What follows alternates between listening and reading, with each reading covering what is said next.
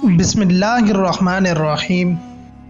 جب سیدنا عمر رضی اللہ تعالی عنہ کو ابو لولو فیروز مجوسی نے نیزہ مارا تو آپ رضی اللہ تعالی عنہ کو دودھ پلایا گیا جو پسلیوں کی طرف سے نکل آیا۔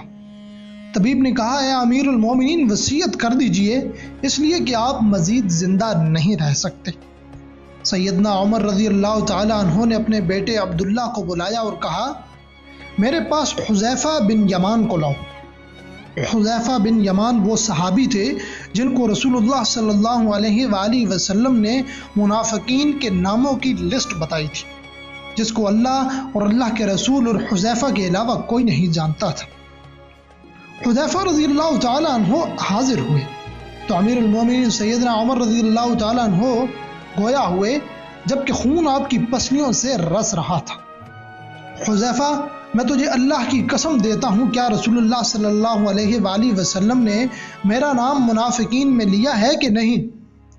حذیفہ رضی اللہ تعالی عنہ روتے ہوئے کہنے لگے، اے امیر المومنین، یہ میرے پاس رسول اللہ صلی اللہ علیہ وآلہ وسلم کا راز ہے، میں اس کو مرتے دم تک کسی کو نہیں بتا سکتا۔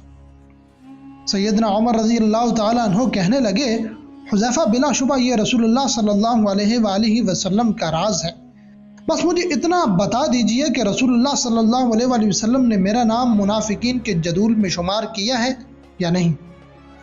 حذیفہ کی ہچکی بند گئی، روتے ہوئے کہنے لگے، اے عمر، میں صرف آپ کو یہ بتا رہا ہوں، اگر آپ کے علاوہ کوئی اور ہوتا تو میں کبھی بھی اپنی زبان نہ کھولتا، وہ بھی صرف اتنا بتاؤں گا کہ رسول اللہ صلی اللہ علیہ وآلہ وسلم نے آپ کا نام منافقین کی لسٹ میں شمار نہیں فرمایا۔ سیدنا عمر رضی اللہ تعالی عنہ یہ سن کر اپنے بیٹے عبداللہ سے کہنے لگے، عبداللہ، اب صرف میرا ایک معاملہ دنیا میں باقی ہے۔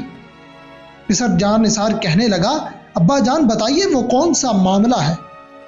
سیدنا عمر رضی اللہ تعالی عنہ گویا ہوئے، بیٹا، میں رسول اللہ اور ابو بکر رضی اللہ تعالی عنہ کے پہلو میں دفن ہونا چاہتا ہوں۔ اے میرے بیٹے، ام المومنین عائشہ رضی اللہ تعالی عنہ کے پاس جاؤ اور ان سے اجازت طلب کرو کہ عمر اپنے ساتھیوں کے پہلو میں دفن ہونا چاہتا ہے۔ ہاں بیٹا، عائشہ رضی اللہ تعالی عنہ کو یہ نہ کہنا کہ امیر المومنین کا حکم ہے، بلکہ کہنا کہ آپ کا بیٹا عمر آپ سے درخواست گزار ہے۔ ام المومنین حضرت عائشہ رضی اللہ تعالی عنہ کہنے لگیں، میں نے یہ جگہ اپنی قبر کے لیے مختص کر رکھی تھی، لیکن آج میں عمر کے لیے اس سے دستبردار ہوتی ہوں۔ عبداللہ مطمئن لوٹے اور اپنے ابا جان کو اجازت کا بتایا۔ سیدنا عمر رضی اللہ تعالی عنہ یہ سن کر اپنے رخسار کو زمین پر رکھ دیا۔ اداب فرزندی سے معمور بیٹا آگے بڑھا اور باپ کے چہرے کو اپنی گود میں رکھ لیا۔ باپ نے بیٹے کی طرف دیکھا اور کہا، اس پیشانی کو زمین سے کیوں اٹھایا؟ اس چہرے کو زمین پر واپس رکھ دو، ہلاکت ہوگی عمر کے لیے اگر اس کے رب نے اس کو قیامت کے دن معاف نہ کیا۔ سیدنا عمر رضی اللہ تعالی عنہ بیٹے عبداللہ کو یہ وصیت کر کے اس دار فانی سے کوچ کر گئے، جب میرے جنازے کو اٹھایا جائے اور مسجد نبوی میں میرا جنازہ پڑھا جائے تو حذیفہ پر نظر رکھنا، کیونکہ اس نے وعدہ توڑنے میں تو شاید میرا حیا کیا ہو، لیکن دھیان رکھنا وہ میرا جنازہ بھی پڑھتا ہے یا نہیں۔ اگر تو حذیفہ میرا جنازہ پڑھے تو میری میت کو رسول اللہ صلی اللہ علیہ وسلم کے گھر کی طرف لے کر جانا اور دروازے پر کھڑے ہو کر کہنا، یا ام المومنین، اے مومنوں کی ماں، آپ کے بیٹے عمر کا جسد خاکی آیا ہے۔ ہاں، یہاں بھی یاد رکھنا، امیر المومنین نہ کہنا، عائشہ مجھ سے بہت حیا کرتی ہیں، اگر تو عائشہ رضی اللہ تعالی عنہ اجازت محمد فرما دے تو ٹھیک، اگر اجازت نہ ملے تو مجھے مسلمانوں کے قبرستان میں دفنا دیں۔ عبداللہ بن عمر رضی اللہ تعالی عنہ کہتے ہیں کہ ابا جان کا جنازہ اٹھایا گیا تو میری نظریں حذیفہ پر تھیں۔ حذیفہ آئے اور انہوں نے ابا جان، میں یہ دیکھ کر مطمئن ہو گیا اور ابا جان کی میت کو عائشہ رضی اللہ تعالی عنہ کے گھر کی طرف لے کر چلے گئے جہاں ابا جان کے دونوں ساتھی آرام فرما تھے۔ دروازے پر کھڑے ہو کے میں نے کہا، اما جان، آپ کا بیٹا عمر دروازے پر کھڑا ہے، کیا آپ اس کو دفن کی اجازت دیتی ہیں؟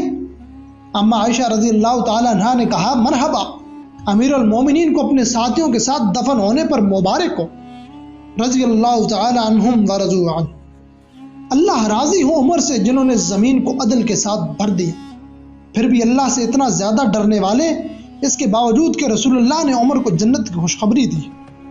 عزیزو، ہمارا کیا حال ہے؟ کیا ہم میں سے کوئی جانتا ہے کہ ہمارا رب ہم سے راضی ہے یا ناراض؟ اس کے باوجود ہم ہنستے بھی ہیں، کھیلتے بھی ہیں، کبھی یہ نہیں سوچتے کہ موت کے بعد ہمارا ٹھکانہ کیا ہوگا۔ اللہ ہم سب پر اپنا رحم کرے، آمین یا رب۔